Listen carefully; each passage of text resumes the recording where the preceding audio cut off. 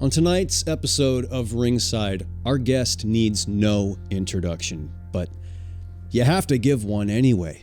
32 undefeated fights, 28 of those by knockout in one of the most promising up-and-coming careers, about to fight for the middleweight championship of the world. And then in one night, everything changed. Well, everyone knows what happened that night, but what people don't know is, where has Christopher Steele been since then? No one's known until tonight. Christopher is in our studio with us, and he is going to talk about the events of that night and what's happened since in his first interview since that fatal fight. So, Christopher, welcome to the show. Thanks for having me. It's good to see you again. I've known you for a long time. In fact, I think I was there at your first ever professional fight in, was it Dallas? Second, Fort Worth, but yeah. Yep. But I haven't talked to you since your final fight, which I don't take personally because I realized that no one has talked to you since that fight. It's been 10 years. And so I think the first thing that everyone's wondering is, what are you doing now? I am renovating, revamping a boxing and jiu-jitsu gym that I'll be opening soon. Wow. You want to go back into the lion's den? Are you sure that you're ready for that? Like you said, it's been 10 years. Yes, but you've enjoyed a very quiet life on a ranch. You're going to give all of that up and go back into the public eye. You didn't ask me on here. I didn't come on here, and people aren't listening to this podcast to talk about my ranch. So, let's just get to it. No, that's really good. And thanks for having me. Oh, yeah. Absolutely. Thanks for coming in. Hey, don't let the outside fool you. You were saying before about being too far inside your own head. Don't let the outside fool you. Your opponent, the other fighter that night, SCARECROW. His name was SCARECROW. And yet, that was supposed to be just an easy fight. A quick exhibition on your way to the middleweight title bout.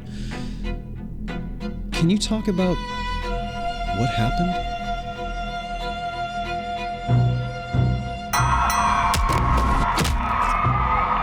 There were a lot of rumors about Jake's family. Jake grew up in a region that there's a lot of urban legends about Voodoo, Witchcraft in that area, that his family was involved in it.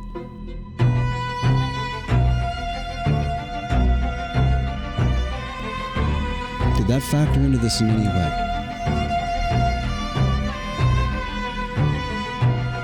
I know that you had words with Jake's mother in the ring after that fight. You never spoke about what those words were, and yet it was clear from your face. Something she said to you, it really upset you. The last thing you'll ever see is my son. What did she say?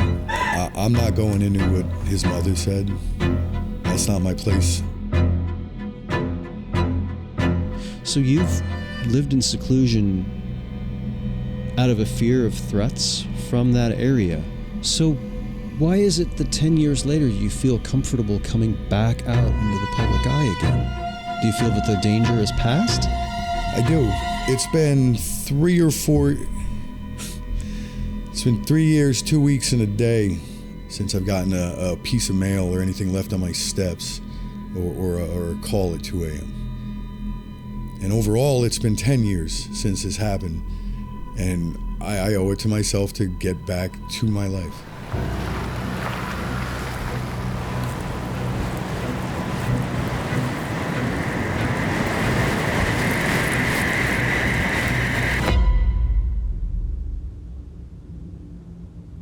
Well, I'm glad you've started to make your peace with it at last. But I am curious.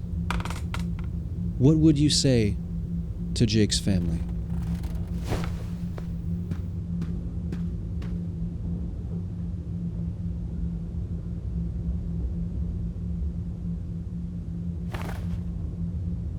I want to say sorry, but sorry sounds so cheap.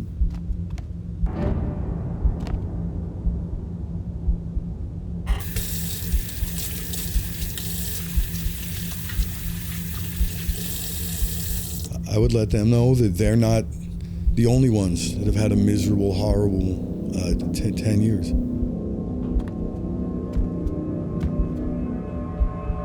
I can get pretty deep inside my own head sometimes.